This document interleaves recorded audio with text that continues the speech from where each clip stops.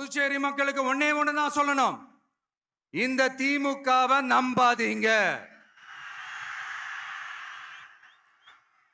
அவங்களுக்கு உங்களை நம்ப வச்சு ஏமாத்துறது தான் அவங்க வேலையே.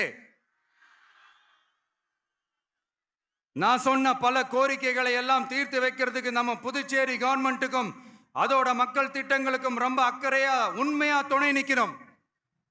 தமிழ்நாட்டை ஒதுக்குற மாதிரி புதுச்சேரியும் ஒதுக்க கூடாதுன்னு நாங்க கேட்டுக்கிறோம். கிட்டத்தட்ட 20 லட்சம் பேர் வாழ்ற யூனியன் பிரதேசமான புதுச்சேரி மத்திய நிதி குழுவில் இடம்பெறவில்லை.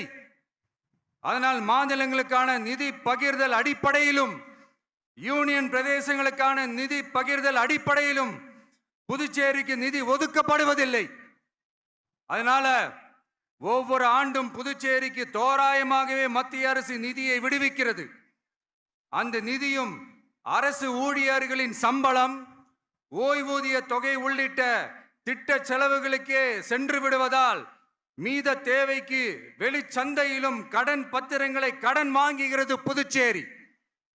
இந்த நிலைமை மாறணும்னா ஒரே வழி, மாநில அந்தஸ்து நம்ம புதுச்சேரி மக்களோட பல்லாண்டு கால கோரிக்கை. புதுச்சேரிக்கு போதுமான நிதி வரத்து இல்லாததுனால வெளியே கடன் வாங்க வேண்டியதா இருக்கு.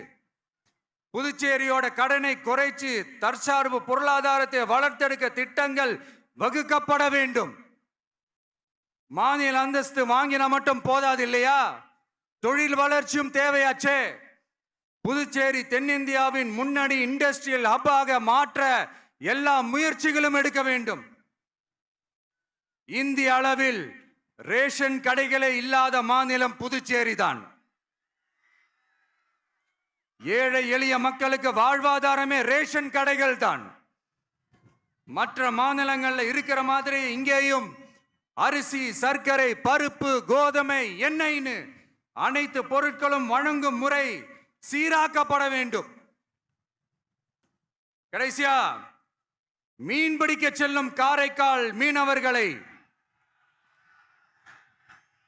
அடிக்கடி கைது செய்யும் இலங்கை கடற்படை அவர்களின் படகுகளையும் முதல் செய்து விடுகிறது. அதனால் நீண்ட போராட்டங்களுக்கு பிறகு அவர்கள் விடுவிக்கப்பட்டாலும் படகுகள் கிடைக்காததால் படு மோசமான நிலைக்கு தள்ளப்படுகின்றனர். இந்த நிலை மாற வேண்டும்.